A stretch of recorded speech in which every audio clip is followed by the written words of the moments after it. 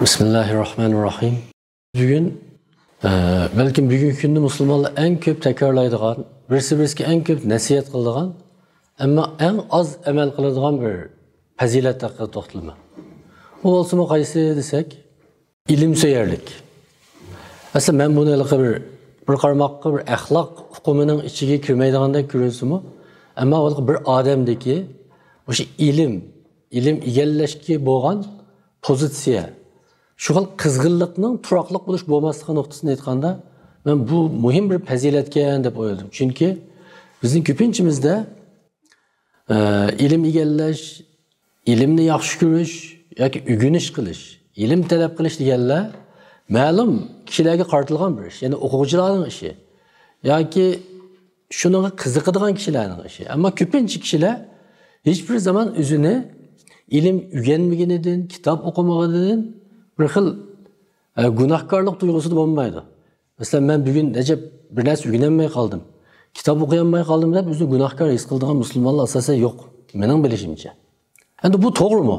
Men bugun shu to'g'riliq to'xtalmoqchi. Endi Qur'oni Karimda hammamiz bilamiz, tunji qatim bizga Alloh nozil qilgan oyat o'qu degan oyat. Ya'ni iqro degan oyat, o'qu degan oyat. Bu Qur'oni Karimni o'qishnimi, Qur'oni Karimdan boshqa bizga Allohning qudratini eslatadigan va bildiradigan tabiiy fan bilimlarini o'qishimi menimcha o'z ichiga oldi. Chunki o'qu degan fe'lning keyinda ma'vu narsani o'qigan deydigan a jumlaning to'ldiruvchisi yo'q. Yani arabchalikda maf'ul bihi aytgan gap bor, shu uyg'urchadagi to'ldiruvchi shu. Ya'ni ish harakatdan qaratilish obyekti yo'q. Demak, Alloh bu yerda o'quvning keynini bir qadar erkin qo'yibdi.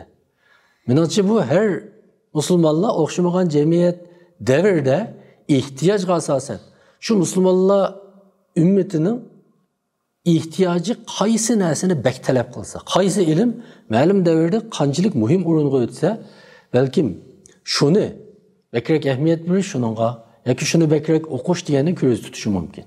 Undan boshqa Payg'ambar alayhisalom ilim talep qilish barliq er va ayol mu'minga farz qilindi dedi. Mening bilishimcha hadislarning ichida ma'lum bir ishni farz qilindi deydigan farz iborasi qo'llanilgan nimalar intayin az hadislar. Ammo mushuningda faridatun ala kulli muslimin val muslimat deb kelgan. Ya'ni ilm talab qilish barliq er va ayol musulmonlarga farz qilindi degan. Endi biz bu yerda farz qilinish degan so'zni tushuntirib o'tdilar. Bizning dinimizda islom qonunshunoslik nuqtasini aytganda farz amallar farz ayn va farz kifoya deb ikki xil bo'ldi. Farz ayn ko'pinchisi bir shaxsning xususiy ibodatiga munosabatli bo'lgan, inson shuni bilmagicha ibodatini shariatga uyg'un qilolmaydigan ishlar. Masalan, namozning shartlariga o'xshash, tahoratning shartlariga o'xshash, masalan, tajvidga o'xshash, masalan, Qur'onni tajvid bo'yicha o'qiganmisak, ma'nosi o'zgarib ketganligi uchun u har bir musulmon mutlaq o'rganishi kerak bo'lgan. Va uning keyni bor. O'rganmasa gunoh hisoblanadigan amallar farz ayn hisoblanadi. Endi farz kifoya deganimiz bu barliq musulmonlarga umuman farz. Ammo har bir shaxsga farz bo'lmagan. Ya'ni bir jamiyatga farz bo'lgan, shaxsga farz bo'lmagan. Bunda farz amallar. Bu ilqi hozir deganimdek farz ayn fakrak shaxsning ibodatiga munosabatli bo'lsa, farz kifoya jamiyatning, ummatning, ya'ni ko'p sonliqning manfaatiga munosabatli bo'lgan amallar farz kifoya bo'ldi. Masalan deyli, ma'lum bir jamiyatda doktorluğuna ait az. Yani şu cemiyetin kişisel davalashdan ibaret ihtiyacını qamdagidek doktor bo'lmagan ahvol ostida şu cemiyetin cho'qim ihtiyojni qamdagidek doktorning yetishib chiqishi farz ayn degan gap. Yani cemiyetdagi bir turkum kishilar ado qilsa, bir turkum kishilarning, ya'ni boshqalarning gadinidan soqit bo'lgan farzni biz farz kifoya deymiz. Ammo farz kifoyaning bunda bir muhim bir tarafi bor. U bo'lsa qaysi? Eğer farz kifoya şu millet, şu cemiyet tarafından ihtiyacını kandırıcılık derecede ada kılınmasa, bu farz kifoya otomatik halde bütün cemiyet azalarına farz ayn olup gidiyor. Yani farz aynның muhim bir tabiri bayam dedik, ada kılınmasa günah hesaplanır. Yani bu ilki ihtiyaç kandırıcılık derecede ada kılınmazlık diyen gap. Hazırki misal qaytsak, mesela bir cemiyette doktorlu var ama ayal doktor kim? Şurada ayallar özünün kesilini körüstüşte naydı kıyınılatkan bolsa, o vakitte şu cemiyet azalarının tibbiy ilimlerde o'qishi, qizlarni o'qitishi shu jamiyat a'zolariga farz ayn degan gap. Endi bu qachon farz aynlikdan qoladi yoki boshqaning gadidan soqit bo'ldi? Shu jamiyatdagi shu ayol doktorlar shu jamiyatda yashayotgan musulmon ayollarning davolanish ehtiyojini chiqarlig'ichilik miqdoriga yetgan vaqtda. Agar u miqdorga yetmasa, avtomatik holda bu farz ayn sifatida qilaverdi. Halbuki biz bu qoidalarni kitoblarda o'rgatdik. Bizning fiqh kitoblarimizda bor. Taliblarga o'rgatdik. Ammo biz jamiyatga tatbiqlamadik buni. Masalan, bugungi kunda deyli. Men bor tibobatga munosabatli misolni olib o'tay. Masalan, bugungi kunda musulmonlar eng keyinda qolgan soha nima? Ilm-fan. Bo'lib uning ichida shu mudofaa sanoati, yani davlat mudofaa sanoati deymiz, ya'ni qurol-yarog' sanoati. Oddiysi yenik tipdagi qurollarni ishlashdan boshlab, yuqorisi atom bombasi ishlashga qadar. Hatto bugungi kunda texmo ilg'or bo'lgan, masalan, boshqarilgan bombadan mudofaa qilish sistemasiga o'xshash va har xil aqliy iqtidorli boshqarilgan bombalarga o'xshash, ig'ir darajalik qurollarga qadar shularning hammasi bir jamiyatning ehtiyoji emasmi? Musulmonlar jamiyatining ehtiyoji. Endi bugungi kunda masalan kim o'zining harbiy sanoat o'qimaganini, mushi texnikani o'rganmaganini men bir gunoh sodir qilyaptimi? Mushuni qilsaq bo'ldi deb o'ylaydi. Hech kim o'ylamaydi.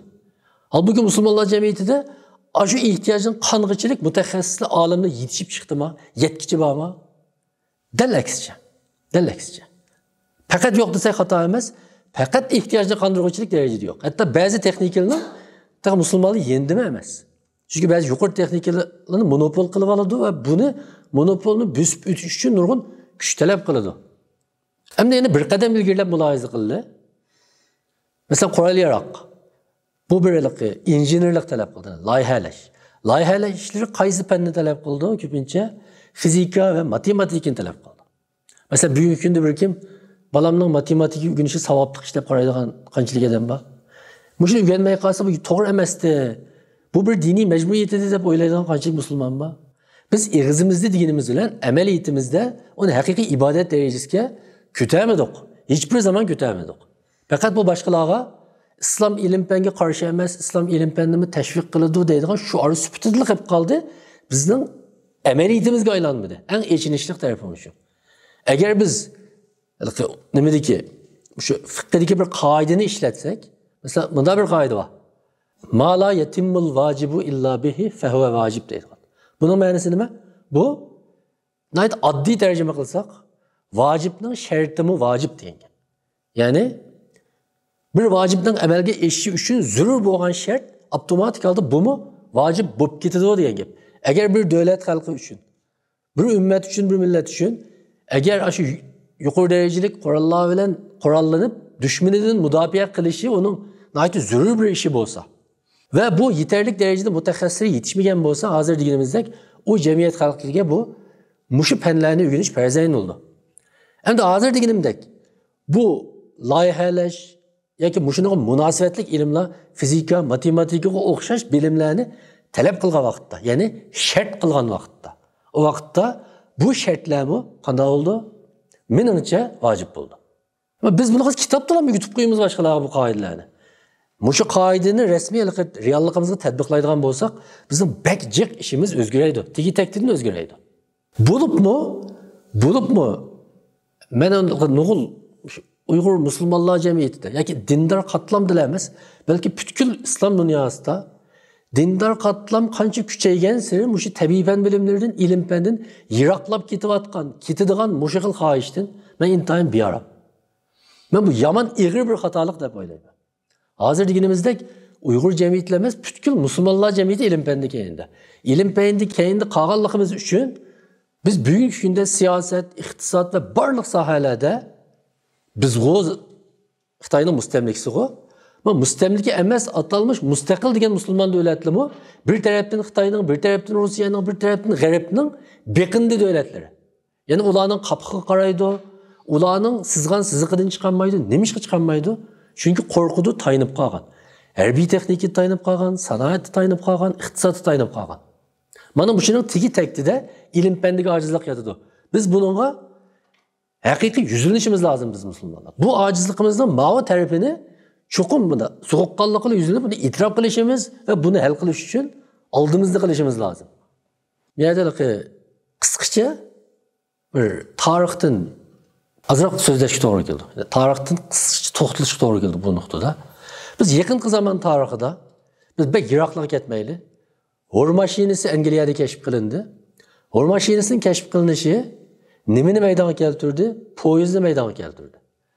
Poyezdning maydonga kelishi nimani maydonga keltirdi? Poyezdning maydonga kelishi ilgirki savdo setiqning uzun jo'grafiyasida bo'ladigan cheklimini buzib tashlab, davlatlar orasi savdoning tarixda misli ko'rilmagan bir miqdorga yetishini. Shuning bilan bu poyezdni kontrol qilganlarning asta-asta boshqa rayonlarni mustamlik qilishini va poyezdga ishlatgan motorlar orqali mashina va keyin tankka qatorliqlarni yasashini keltirib chiqadi. Ya'ni ilm-fan tarixidagi har bir davr bo'lgich texnika her zaman bir davlatni dunyo siyosatining taxtiga chiqadi. Hor mashinasi Buyuk Britaniya imperiyasini maydonga keltirdi. Undan keyin bir mezgil o'tgandan keyin shu quruqlikdagi jang mashinalarining texnikasini Birinchi Dünya Urushi va Ikkinchi Dünya Urushining mushu atrofda Germaniya favqulodda taraqqiy qildirdi. Ikkinchi Dünya Urushini shunlashqa tank urushi deb ataydi. Germaniyaning tanklari shu vaqtda butkul boshqa davlatlarnikidan ham ilg'or boshqa davlatlarning tanklari Germaniyaga yetmaydi.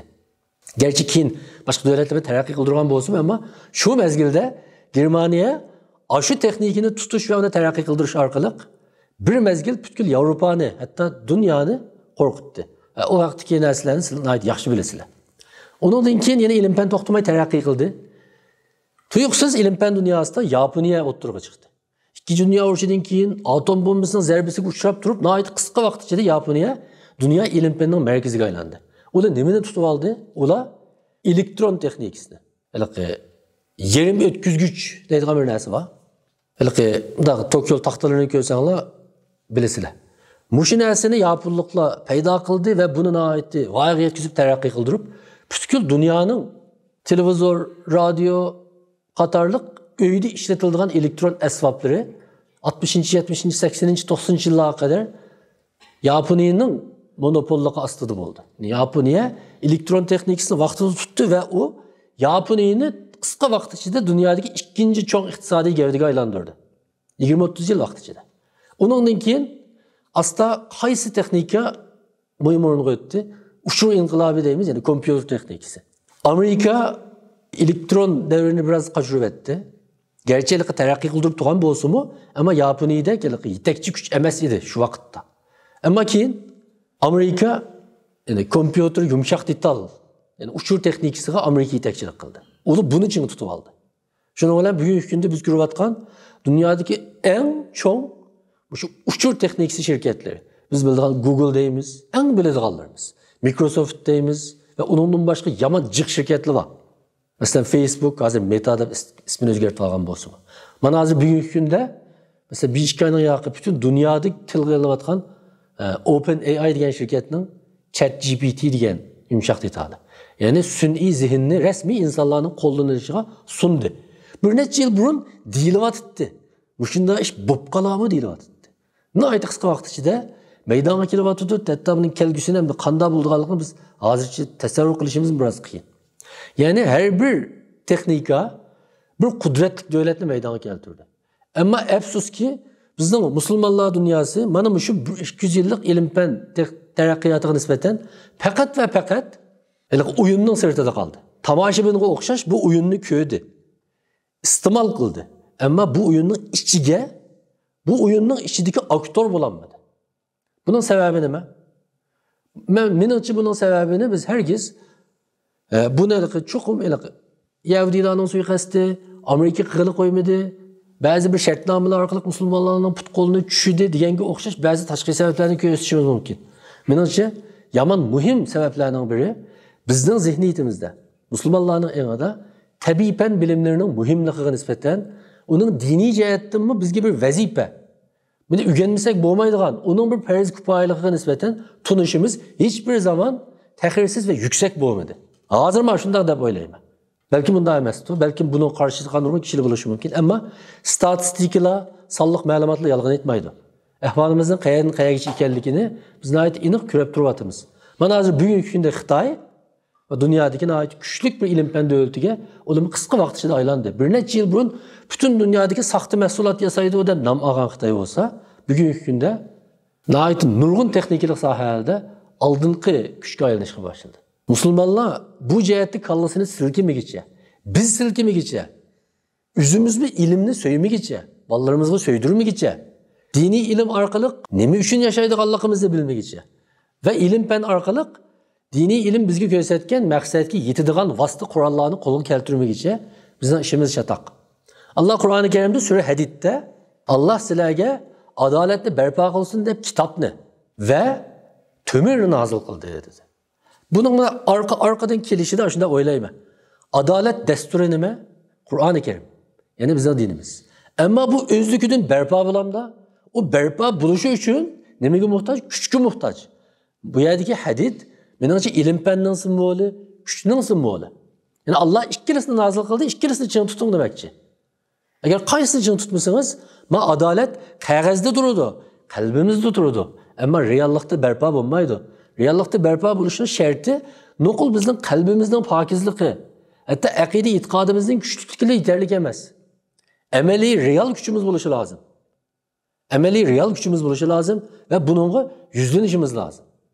Bu haqda so'zlaydigan bek jiq gap bor. Biz shu o'ttir asrga qaytadigan bo'lsak, musulmonlar shu vaqtda butun dunyoning ilm-fandagi sardorlari.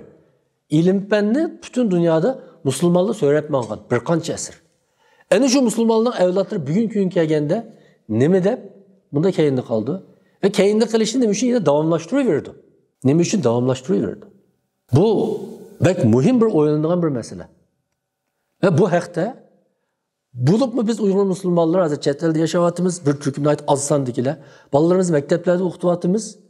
Bir tarafdan bolalarimizni diniy milliy tuyg'usini sog'lom yetishtirish, o'zining ibodatini qila oladigan, o'zining aqidasini, dinni tushunadigan bir musulmon avlodi yetishtirish bilan birga, menimcha bolalarimizni qo'limizdan kelishicha eng zo'r darajada tirishib, dunyoning eng yuksak ilm-fan universitetlariga kirishimiz, shu yerda o'qitishimiz lozim. Bizga kuch lozim kelgusida. Düşmanlarga faqat kuch bilan taqobil to'g'ri bo'ldi. Gap bilan, so'z bilan emas. Biz ilm so'yarlik degan vaqtda bu bevosita uning eng oddiy bir ifodasi kitob o'qish. Kitob so'yarlik. Masalan, bir odam men ilmni nihoyatda so'yma deb faqat kitob o'qimasa, biz bu faqat rost gap qilmabdi deb o'ylaymiz endi. Shundaymi? Shu ilm so'yishning bir qancha xil ifodasi bor. Birisi o'zimiz o'rganish. Mayli bizning yoshimiz 40 ga kirsin, 50 ga kirsin, hatto 60 ga kirsin. İlim sorularını qo'ldan bermaslik, yangiliklarni qo'ldan bermaslik. İlimni her zaman ona ergishib turish. İkincisi farzandlarimizni ilim so'yar qilib yetishtirishga alohida ahamiyat berish. Endi uchinchisi ilmiy ishlarni qo'llashga ahamiyat berish. Ya'ni pulimiz orqali, kuchimiz orqali mesela ilmiy muhokama yig'inlari va kitob nashr qilishlar va kitob tarjima qilish deganga o'xshash xalqqa ilm yoyadigan, ilimni tashviq qiladigan bu xil faoliyatlarni ichimizni qo'llashimiz lozim. Muhimi kitap okuş kültürünü meydana keltirishimiz lazım. Gerçi bu cihetki reallikimiz favqulodda ichinishlik bo'lsa-mu, bizga o'xshash milliy kimligi, diniy kimligi tahdid ostida qolgan va bir-birlab yo'qotilayotgan bir millat. Tili yo'q qilinayotgan, dini yo'q qilinayotgan bir millatning chet elda, Turkiyada, ya'ni Uyg'urlar eng ko'p yashayotgan. Albatta eng ko'p deganda O'rta Osiyodagi davlatlardan boshqa davlatlarning ichidagi Turkiyada eng ko'p. Mushunda bir davlatda, mana mushunda bir vaqtda qisqa vaqt ichida 2 tane Uyg'ur tilida kitob sotadigan kitobxona taqaldi. Mavo bunda kichik ish emas. Bu Uyg'ur tarixida menimcha yezib qo'yilgan, chislasi bilan yezib qo'yilgan ish. 2023-yil manchinchi kuni İstanbul Zeytinburnu'daki palani kitapxona, Safaköy'deki palani kitapxona taqaldi deb yezib qo'yish lozim. Yezib qo'yish lozim. Bu qanday vaqtda taqaldi? Uyg'urlarning tili yo'q qilinayotgan, dini yo'q qilinayotgan bir vaqtda taqaldi. Kitap setilmaganligi uchun bu etigendan kechgacha bizni qirg'in qilyapti deb qaqshayotgan bizning o'zimizning tilidagi kitoblarimizni o'qimaganligimiz uchun taqaldi. Mana bu biz qandami Allohning oldida qanda tushundiramiz bu ishni keyin. İnsanlıqni qanday tushundiramiz? Allohning oldida demayli bo'ldi. İnsanlıqni qanday tushundiramiz? Agar bir muxbir kelib chet-ellik bizdan so'rasa, biz bu shunday ahvolga duch keldik desak, ondan ki şunda kitap takılıp ketdi dese, yüzümüz qizirib ketmasmi? Şu oxirida menimcha bu masalaga biz alohida sezgir muomala qilishimiz, ilim söyerlikni, ilim xumarlıkni noqul o'quvchilarning ishi, maktabdagilarning ishi deb qaramasdan butkul musulmonlarning ishi deb qarashimiz kerakligini. Chunki ilm talab qilishni bizning dinimizning barliq er va ayol musulmonlarga farz qilganligini qat'iy unutib qolmasligimiz va amaliyatimizda buni ijro qilishimiz lozim. Ve bu ilim talep kılmaslıkını özümüzge nispeten bir günah. Ben bir günah sadır kılıvatıma. Ben bugün bir ilim ügünenmedim. Bir vaktimden azıcık vakit çıkarıp ya kitap okuyanmadım diye vakitte ben bugün bir perzni terk ettim. Ben bugün bir günah işledim diyen tuyguda uxluşumuzu ümit kılımı. Bizde dini tuygumuzda bu şinası bekkemçil. Şunlaşka ehemmiyet vermeyimiz. Allah hemmimizni ilimnin kadrini bilediğen, kadriga yetadigan, ügünediğen ve ilim üçün hizmet kıladigan kişilerden bo'lishga nasib qilsin.